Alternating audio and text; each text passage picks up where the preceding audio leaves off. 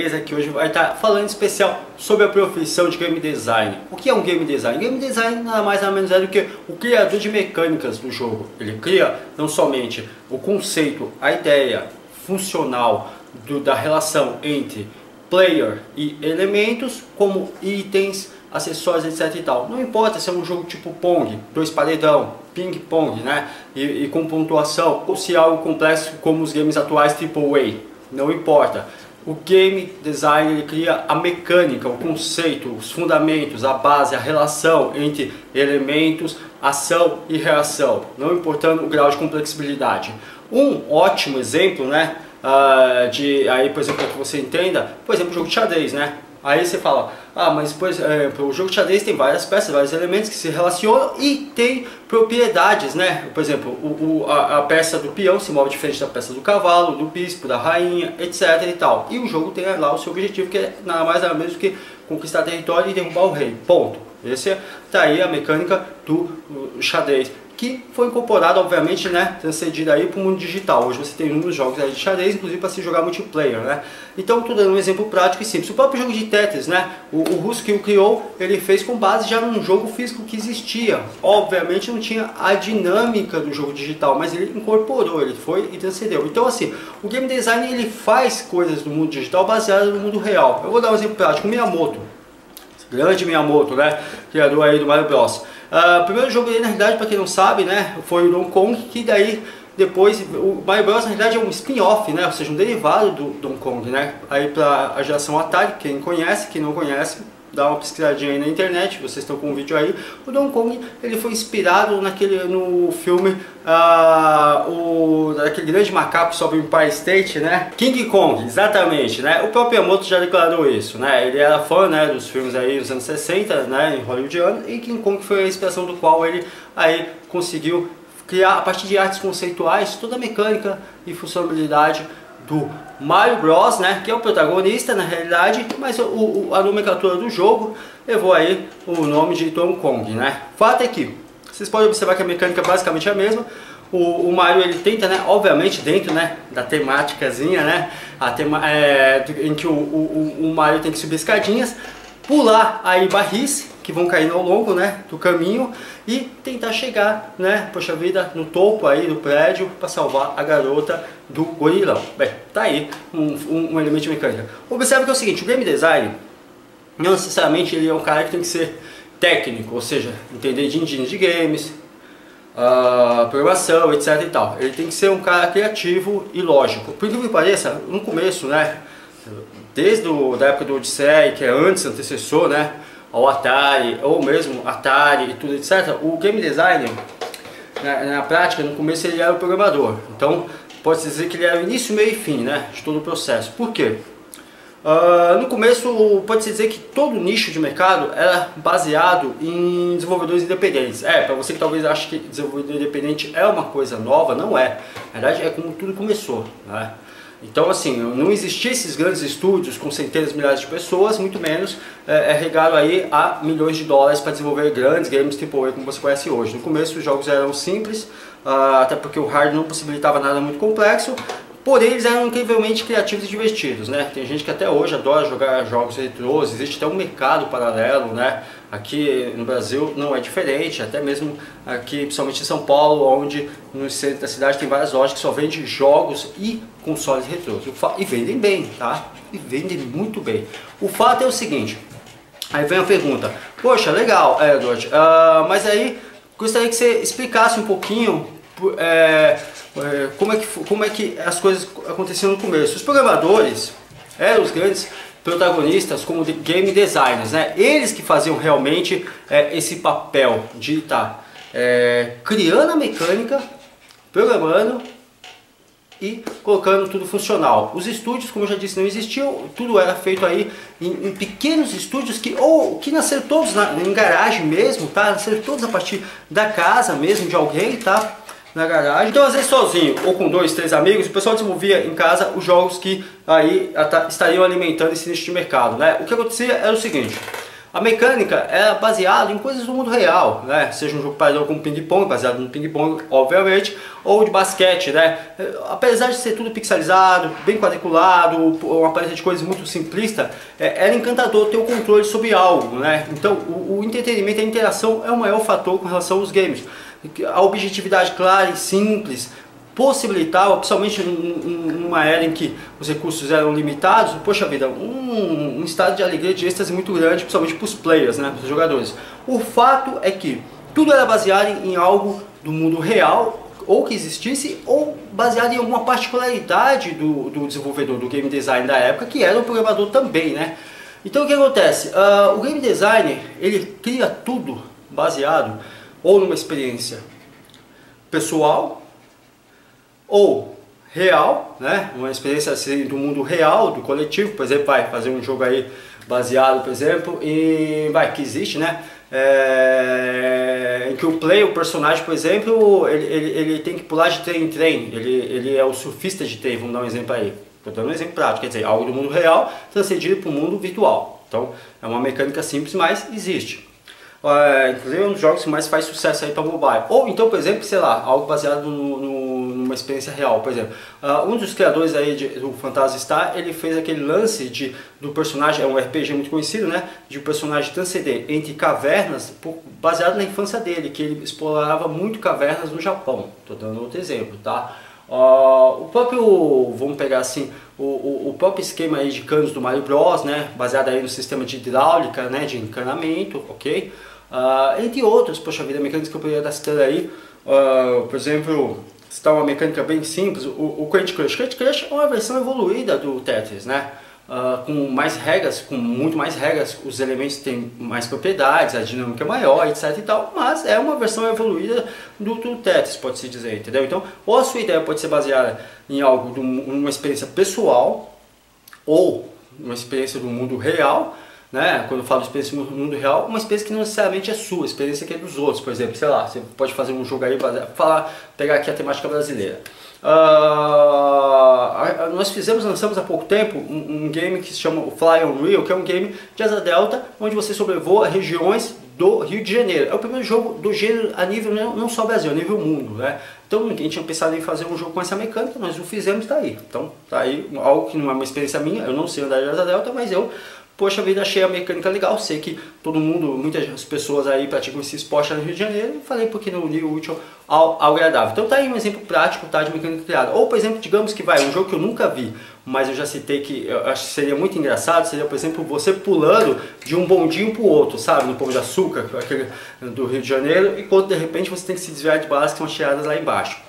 Polêmico ou não, o fato é que ninguém não o fez, é uma mecânica aí funcional e pode se tornar até vencedora. O fato é que toda a mecânica lógica, né, e aí está explicado porque o que acontece, ao contrário do que você imagina, o trabalho de game design é muito mais lógica do que direção de arte, né? Então é muito mais que o conjunto de regras, por exemplo, um dos jogos aí bastante utilizados antes do advento dos games, é aquele jogo Super Trunfo, né, onde você tem aí seu personagem, seu herói, sei lá, ou dependendo da temática dele, se é veículos, aviões, etc e tal, e você fala aí força, velocidade, habilidade, etc e tal, e aí a pessoa, em contrapartida, fala as dela, e aí você ganha ou não as cartas conforme sua habilidade ou força for maior que a da pessoa. O fato é que toda a mecânica e a lógica construtiva do mundo real, ou de repente até da imaginação da pessoa, é transcendida para o mundo digital, né? Então o trabalho de um game design é criar as mecânicas e funcionalidades de um jogo. Tem que ser programador? Não. Tem que ser level design? Não. E aí qual que é a diferença, por exemplo, do game design para o level design? O level design, ele trabalha na construção, aí sim esse artista, eu vou deixar para falar sobre o level design, é claro, com mais profundidade, com mais propriedade, no próximo vídeo nosso, né, que vamos estar aí falando sobre essa profissão, nessa série de vídeos que vamos estar abordando todas as profissões, né, ou pelo menos as principais e mais usuais no mundo dos games. O level design já cuida da parte de construção das fases do jogo, propriamente dito, né. Mas voltando para o game design é o seguinte, ele trabalha sempre com pesquisa, tá? A última coisa que ele mexe, se ele mexer, é o computador. Muitas vezes ele, para mostrar a analogia, para mostrar a mecânica e a funcionalidade do jogo, ele faz os rafting no papel, rabisca bastante. Às vezes ele vai fazer uma apresentação, por que parece, vocês podem até rir, mas é comum muitas vezes o game design utilizar pecinhas de Lego, sabe? Para justamente ilustrar a mecânica, a funcionalidade, a relação entre elementos e itens, etc e tal. Então é comum ele utilizar aí vamos dizer assim, algum toy mesmo, para poder mostrar a analogia da coisa, ou às vezes até rafiar, enfim, tá? Nada de apresentação em PowerPoint.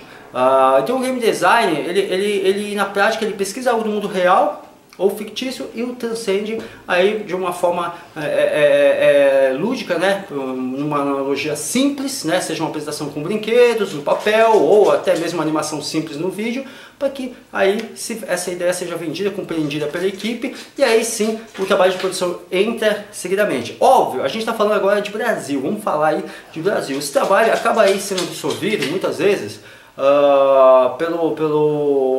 necessariamente pelo programador, não, mas muitas vezes pelo level design. Aqui no Brasil, óbvio, a maioria dos estúdios, você já sabe, são compostos de equipes pequenas, né? A maioria dos estúdios no Brasil são mais ou menos o que? Os estúdios variam de 10 a 100 pessoas, essa média, né? Claro que tem poucos estúdios aí que são grandes, tem mais de 100 pessoas, mas a maioria são estúdios pequenos, né? Tem essa média aí de 10 pessoas a 50, os pequenos estúdios, estou falando agora em especial. Não passa muito disso e esse trabalho acaba sendo absorvido, né? Aí muitas vezes por uma equipe de diretores de arte, de design ou aí até mesmo de design gráficos. Então você que faz design gráfico, tá aí também um leque de opção a mais na sua vida de criar essa mecânica de jogos e se tornar um game designer, tá? Então normalmente quem é programador no Brasil só faz a parte mesmo de programação, tá? Hoje é muito raro, muito difícil, até mesmo a nível mundo, o programador fazer esse papel de game design, tá? Mas como vocês podem ver, o programador e o game design tem uma coisa muito grande em comum, além de participar dos mesmos projetos, né? Eles trabalham com lógica, então a mesma forma que tem lógica, né, na mecânica de um jogo, também tem no código de programação. Aí vem a pergunta, professor, legal, e o roteiro do jogo? Quem cria o roteiro do jogo não é o game design, tá? Deixar isso bem claro. A gente vai até falar sobre roteirista de game em outra oportunidade, né, dentro da nossa série de profissões de jogos, mas o fato é que quem cria realmente o roteiro do jogo não é o game design. Ele pega o roteiro, o compreende, entende, percebe a essência do mesmo e traz aí, faz aí a mecânica, né, do jogo que casa com o roteiro, tá? Não importa se o jogo é simples para mobile, se é um joguinho de plataforma ou de ping-pong, por mais simples que seja para mobile, ou se é um jogo AAA extremamente aí robusto, evoluído, com grande roteiro. Não importa a natureza do seu jogo, o que importa é que se a mecânica for divertida, se a mecânica aí criada por você no papel de game design for divertido e atraente, com certeza o seu jogo vai fazer sucesso. Porque o que faz o jogo realmente ser sucesso não é apenas gráfico, som, roteiro, é justamente a mecânica, o vulgo gameplay produzido e criado pelo game designer. O que precisa para se tornar um game designer? Olha, tem bastante lógica. Primeiro, imaginação. Imaginação é algo fatal. Procurar criar coisas que não existam, tá? Eu vou dar um exemplo para vocês. Tem um tipo de jogo que não existe e eu tenho parado para pensar em fazer. Eu tô com um cachorro, né? Inclusive está aqui. O nosso mascote que é camaleão, tá aqui aprontando. Esses barulhos que vocês estão vendo é ele aqui aprontando. E deixa eu até pegar ele aqui para vocês verem. É esse aqui, o Todd, já tá grande pra caramba. Vai lá, vai. E eu passei com ele todo dia de manhã, mais ou menos 5h30 da manhã, que é a hora que ele me acorda. Ele vem, pula na cama e beleza. Aí o que acontece? Eu percebi que é o seguinte, o cachorro quando ele é novo, ele vai não só demarcando território, mas ele o faz para poder, através do olfato, ele vai decorando os caminhos. Então o cachorro, para ele não se perder e conseguir voltar para casa, ele vai aos poucos marcando o território também para não se perder. Então ele vai criando como se fosse um GPS, vai mapeando. E ele não se sente à vontade, ele não vai além do que o faro dele permite ir. Por quê? Porque o faro está ligado à memória. Então, o que acontece? Ele vai aos poucos, obviamente, indo para lugares mais longes, né? Ele vai sentindo a vontade, vai perdendo medo, vai conhecendo melhor o território, o terreno, etc. Então ele vai agregando habilidades, novos conhecimentos, tudo através do focinho dele, né? Do que ele vai cheirando e vai memorizando. Então a memória está ligada ao olfato e com isso ele vai conseguindo, puxa vida, avançar novos territórios, ir para novas ruas, quadras, etc. e tal. Bem, acabei de contar para vocês uma mecânica simples de jogo. E claro que cada raça tem propriedades e elementos distintos. Agora imagine um jogo que é justamente a habilidade de treinar seu cachorro desde filhote até a idade adulta para superar elementos, andar em ruas, se desviar aí de buracos, por exemplo, bocas de lobo, poxa vida, não colocar coisas que não deve na boca, interagir com outros animais, etc e tal. É simples, é bobo, mas é funcional, é divertido. Cachorro, gato são pets aí bem carismáticos, o público adora, ama e é sempre uma opção vencedora. Se o gameplay for gostoso, engenhoso e evolutivo, as pessoas com certeza vão criar um carisma e uma relação e vão gostar. Então aqui dando para vocês um exemplo prático e simples de pegar uma experiência, por exemplo, pessoal minha, do mundo real, para transcender para o mundo digital. Tá? Então vale a pena aí vocês estarem pensando o trabalho, aí vocês devem estar assim, poxa, então é pesquisa mesmo, primeiro a base de tudo é pesquisa, independente de qual seja a profissão, mas em especial de game design também é a essência total do trabalho, né? Então é pesquisa, transcender isso de forma lógica para o gameplay, ou seja, para o jogo funcional, para a mecânica da funcionalidade do jogo, tá ok? Então, se vocês tiverem dúvidas, fique à vontade para estar aí, deixando aí no chat, no Face, ou entrar em contato comigo, Skype, e-mail, Facebook, ou ligar aqui na Camarão Digital. Espero que eu possa estar cedido aí para vocês. Aí talvez, só para finalizar, o game design no Brasil, ele acaba sendo uma função, porque como o quadro de funcionários é bem enxuto, então muita gente acaba, poxa vida, agregando mais de uma função, mais de uma profissão no seu dia a dia, né? Hoje o game design ele acaba sendo agregado aí ao level design, tá? Então você que é level design, pelo menos a nível Brasil, você acaba aí incorporando também. O game design pode dizer que ele é equivalente, se for fazer uma analogia, ao diretor de criação de uma agência publicitária de propaganda, tá? Dúvida? Entre em contato comigo, tá bom? Fique à vontade, é uma profissão que realmente vale a pena. Ganha-se bem, tá? Ganha-se bem, pelo menos se você pagar suas contas, né? Até porque toda a essência do projeto é do game design. E fique à vontade para tirar qualquer outra dúvida comigo, tá ok?